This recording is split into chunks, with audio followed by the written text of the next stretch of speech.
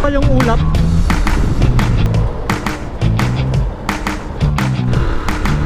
Tingnan nyo ang langit oh.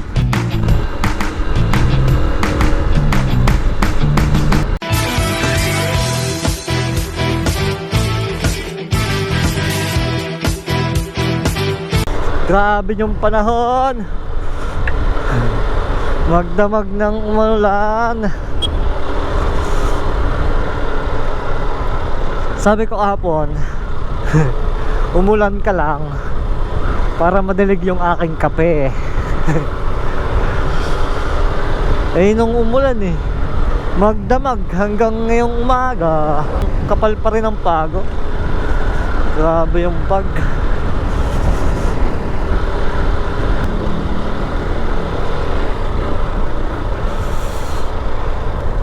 Yan.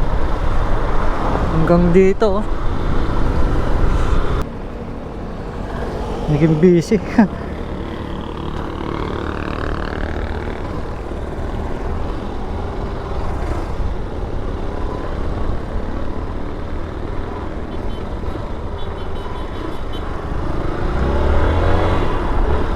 Lagi na lang pag pupunta ako dito sa OPA, lagi ako inuulan. Masala sa pagpauwi. Kasi nung last time na pumunta ako dito, pauwi naman ako inulan. Tapos ngayon pupunta ulit ako, papunta naman ako inulan.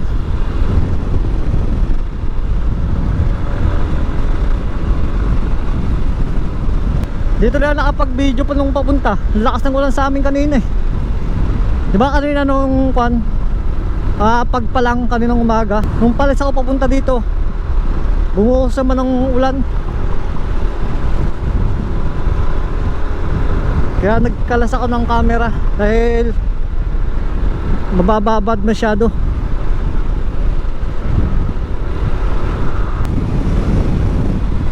Kita nyo ba yung ulap? Ang ganda ng pagkaka-form ng ulap oh.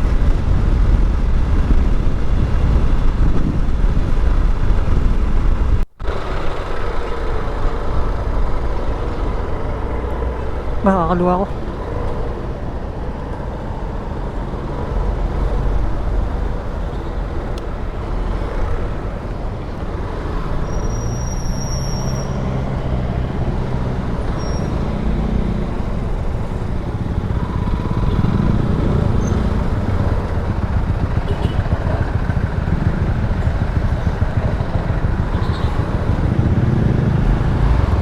So, ibang rutang kakalinan.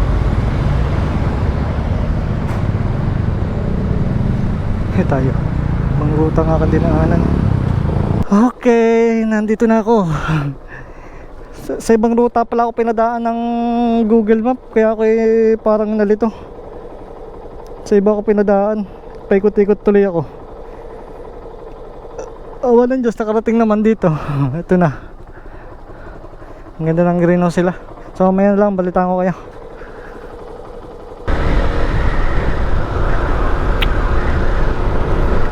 So yun.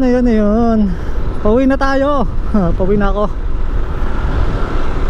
Nakuha ko na yung dapat kuhanin doon sa OPA.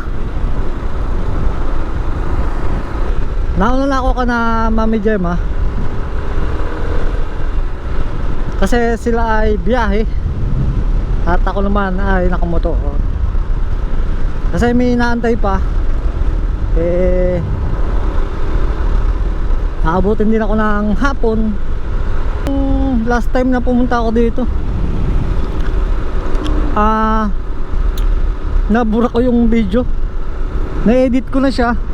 Hindi pa pala napapa export yung inedit ko. Nabura ko agad. Yun. Kaya nasayang yung isang video. Kung pa naman yun, noong Farmers Day. Kaya kahinayan ko nung nabura ko yung video.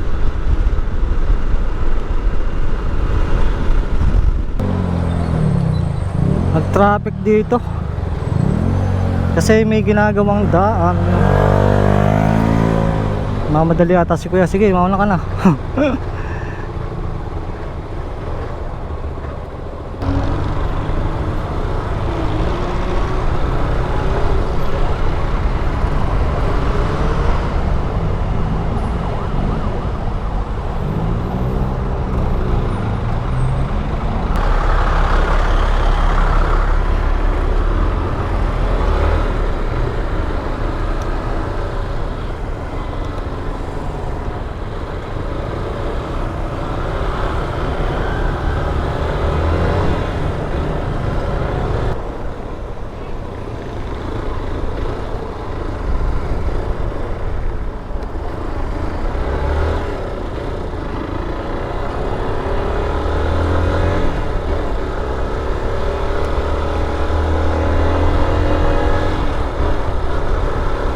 Grabe, kita nyo ba yung dilim ng langit doon sa ating unahan?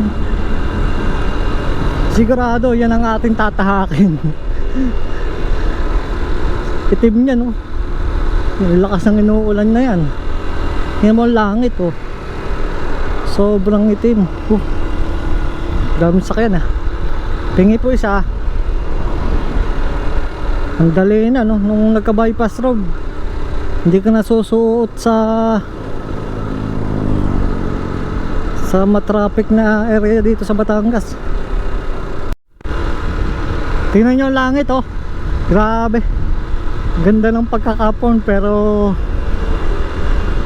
ang kasunod niyan ulan. Tingnan mo, kita mo yung ulap na parang nahigop pataas.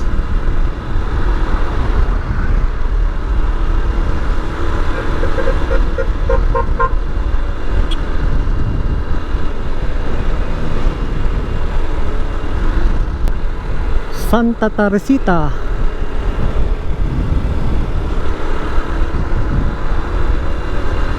Ito pala yun.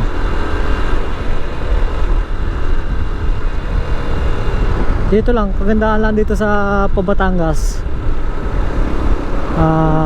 Pagka Batangas City, matadaanan mong bayan-bayan. May mga nakapwestong pulis, bayan-bayan. Kaya sisipag ng pulis dito. So nabalitaan nyo na ba yung niluluto ng Comelec na balak ulit pagrehistruhin lahat ng botante para magkaroon ng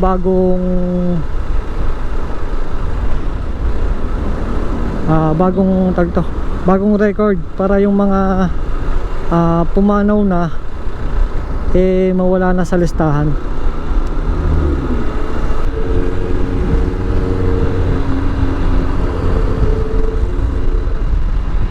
Civic.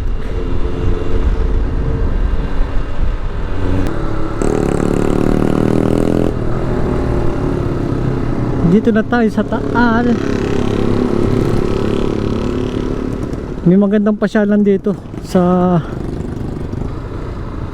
pailaw nila. Kaso wala lang naman akong makasama gumala. Kasi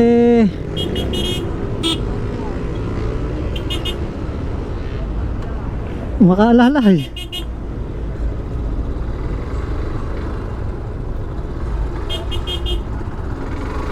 Hindi alam.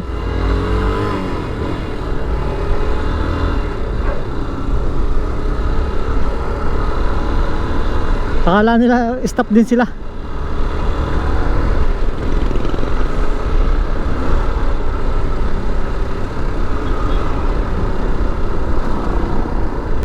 Diyan tayo sa Fantasy, walang tao.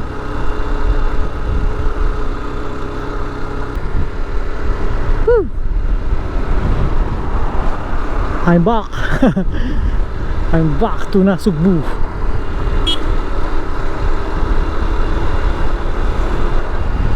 Two hours natin binabiyahe papunta 2 hours, pabalik 2 hours. Bale, sumo total 4 hours siya balikan sa takbo ko ha.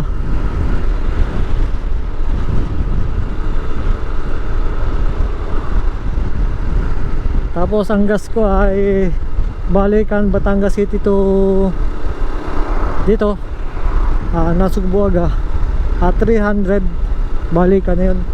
May panggala pa ako nun.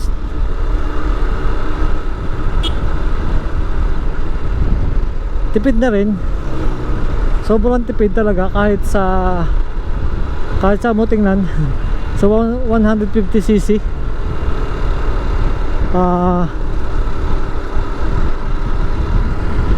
napakatipid niya.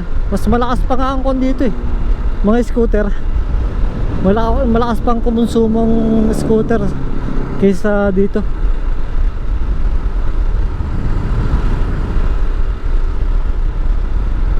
Kaya hindi ko ito mabitawan eh. Dahil nga unang-una sa gas consumption niya, napakatipid. Yun yung number 1 na kinagusto ko dito. Tapos ang magastos malala lang dito ako lang yung gulong. ang lalaki kasi hindi naman pwedeng ilagay yung kunlang, yung maliliit. Talagang malalaking gulong ang pwedeng ilagay. Masama ang tingnan kasi pag ang gulong mo eh mga yung katulad sa mga underbone, pangit tingnan. Hindi bagay. Nasa 100 pataas siya. Ang sukat ng gulong 100 pataas. Okay, so pupunta lang ako ng school niya si Ate Sara. Tinginan daw ng card eh. Okay, nandito na tayo sa school ng high school ng Kailaway.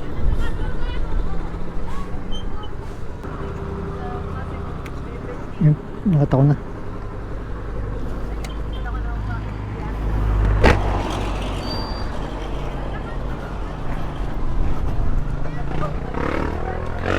Half day ka ba? Half day ka? Ah.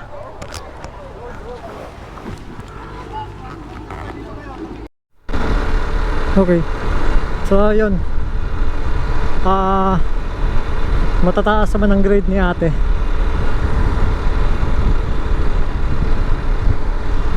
Ang kababaan niya ay 87 at ang kataasan niya ay 91.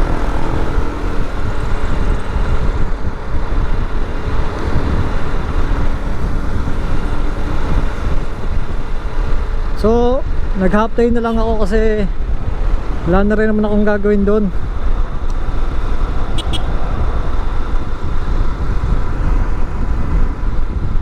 Dahil isang buong kalahating araw na akong wala. Yun nga, punta tayo ng Batangas City. So yun na lang yun. Huwag na tayong magkunwari na may ginagawa doon. Tsaka kung concerned ka sa yung trabaho, maiisip mo yun eh, na wala ka namang gagawin, hindi ka namang productive ngayong araw na ito, diba? Wala kang gagawin. So yun, so mag-half day ka na lang. Oo nga, tayo pinapasahod. So isipin nyo rin kung nandoon ka pero wala kang ginagawa, hindi yung pinasahod sa iyo eh, sayang lang, di ba? Pabor sa iyo kasi buong araw mo. Eh paano naman yung company o yung tinatrabahuhan, eh di ba kakawa? Asa-asa silang may nagawa ka, pala naman puro cellphone, gala lang, lakad, yun lang ang ginawa mo, diba? Nakakahiya naman. Diba? Sasahod ka ng buong sahod mo, tapos ang trabaho mo kung lang 2 oras, 3 oras lang, di ba?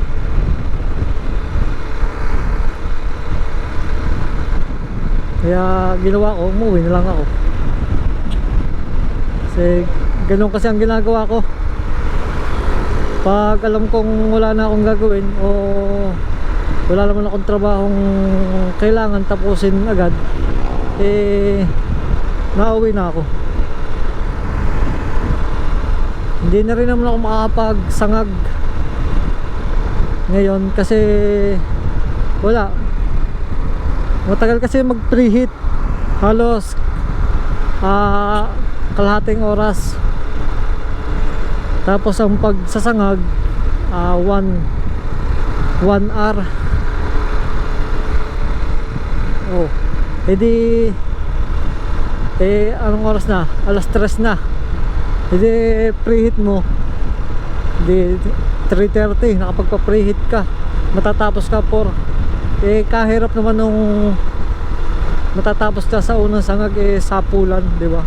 Mahirap magpandala sa trabaho. Kasi dyan madalas yung nagkakaroon ng disgrasya pag nagmamadali. So ang gagawin ko, sa Lunes na lang ako lahat gagawin yung aking sangag, para buong maghapon sangag lang. Kasi kailangan namin ng 60 packs na kape, yung pack na 60 packs. So marami-rami yun. Kaya may pang salang naman, di ba? Mas maganda yung tuloy-tuloy kaysa yung paisa-isa. Mas malakas kumain ng gasol pag paisa-isa. Maganda yung isang buhos na agad.